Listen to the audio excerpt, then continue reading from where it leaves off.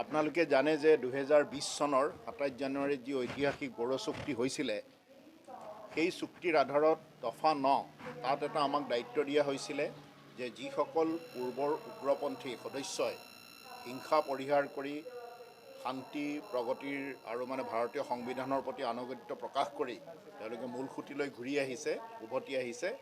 তেওঁলোকক পুনৰ সংস্থাপনৰ দায়িত্বটো আমাৰ ৰাজ্য চৰকাৰে এই কথাটো আজি বহুদিনৰ পৰা যথেষ্ট গুৰুত্ব দি আহি আছে মাননীয় মুখ্যমন্ত্ৰী ডাঙৰীয়াই অহা ছেপ্টেম্বৰৰ ভিতৰত এই যিখিনি পুনৰ সংস্থাপনৰ কাম শেষ কৰিবলৈ দিছে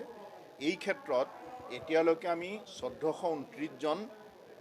পূৰ্বৰ উগ্ৰপন্থীক আমি এককালীন সাহায্য দিছোঁ আৰু বাকী সকলৰো আনুষ্ঠানিকতা সম্পন্ন কৰি তেওঁলোকৰ এই কামখিনি শেষ কৰা হ'ব অতি সোনকালে তেওঁলোকে এই আৰ্থিক অনুদান পোৱাৰ পিছত তাৰপিছত সেইখিনি কি ধৰণে ভালদৰে খৰচ কৰি বা এটা বৃত্তিমুখী এটা প্ৰশিক্ষণ লৈ নিজকে সংস্থাপন কৰিব পাৰে তাৰ প্ৰতি আমাৰ যথেষ্ট আমি পদক্ষেপ গ্ৰহণ কৰিছোঁ এই ক্ষেত্ৰত SIPRD state institute of panchayat and rural development তেওঁলোকক এইটো দায়িত্ব দিয়া হৈছে আমি তেওঁলোকক সহযোগ কৰি আছোঁ তাৰে আজি যিটো প্ৰথম ট্ৰেইনিং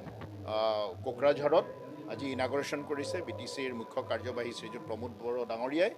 আৰু পৰ্যায়ক্ৰমে আমি এতিয়া কোকৰাঝাৰ চিৰাং বাক্সা ওদালগুৰি শোণিতপুৰ বিশ্বনাথ এইকেইখন জিলাত আমি কৰিম আমি সেই জিলাকেইখনৰ সদস্যসকলক মাতি আনিম তেওঁলোকক কেইবাদিনো প্ৰশিক্ষণ দিয়া হ'ব আৰু তাৰপিছত হেণ্ড হোল্ডিং কৰা হ'ব অন্ততঃ এবছৰমানলৈ যে তেওঁলোকে কেনেকৈ আৰু কামবিলাকত আগবাঢ়ি যাব পাৰে তো এইখিনি আজি সেইটো কথা চলি আছে আৰু সেই বিষয়ে যোৱাকালি এখন মিটিঙো হৈ গৈছে যে প্ৰি ৰিক্ৰুটমেণ্ট ট্ৰেইনিং কি ধৰণে কৰিব লাগে কাৰণ আমাৰ বহুতে হয়তো তেওঁলোকৰ শাৰীৰিক সামৰ্থ্য আছে কিন্তু টেকনিকবিলাক নাজানে কিমান দূৰ দৌৰিব লাগে বা শাৰীৰিক যোগ্যতা কি সেই কথাবিলাক কেনেকৈ কৰিব পাৰি তাৰ কাৰণে আমি আৰ্মি পেৰামিলিটাৰী ফ'ৰ্চৰ বিষয়ববীয়াৰ লগত কথা পাতিছোঁ আমি অতি সোনকালেই প্ৰি ৰিক্ৰুটমেণ্ট ট্ৰেইনিংবিলাক আমি আৰম্ভ কৰি দিম যাতে তেওঁলোকে যোগ্যতা অৰ্জন অতি সহজতে কৰিব পাৰে সেইটো দুখন কমিটি আছে আপোনালোকে দেখিছে কাম আগবাঢ়িছে যথেষ্ট কিন্তু প্ৰচিডিউৰটো যথেষ্ট দীঘলীয়া আমাৰ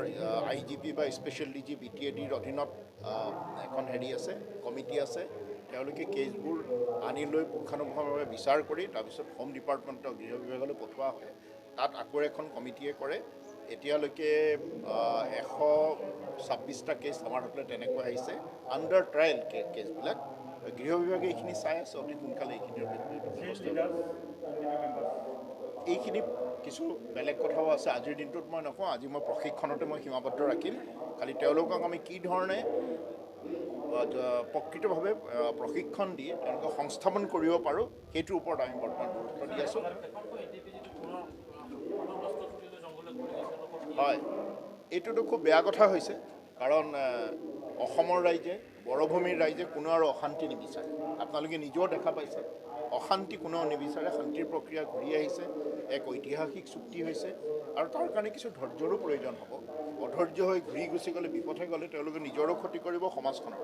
আমি আশা কৰিম তেওঁলোকৰ পৰিয়ালবৰ্গ যি এই অঞ্চলৰ যি জনা বুজা লোক আছে সকলোকে মই কৰিম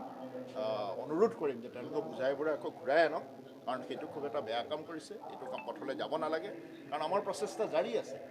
আমি কোনো কথা ঢিলাই দিয়া নাই আপোনালোকে দেখিছে মাননীয় মুখ্যমন্ত্ৰী ডাঙৰীয়াই প্ৰমোদ বড়ো ডাঙৰীয়াই যোৱা 5 দিনত তেওঁ দুবাৰকৈ গুৱাহাটীলৈ গৈছে এই বিষয়ে মিটিং পাতি আছে গতিকে কিছু ধৈৰ্য ধৰিব লাগিব আৰু সকলোৰে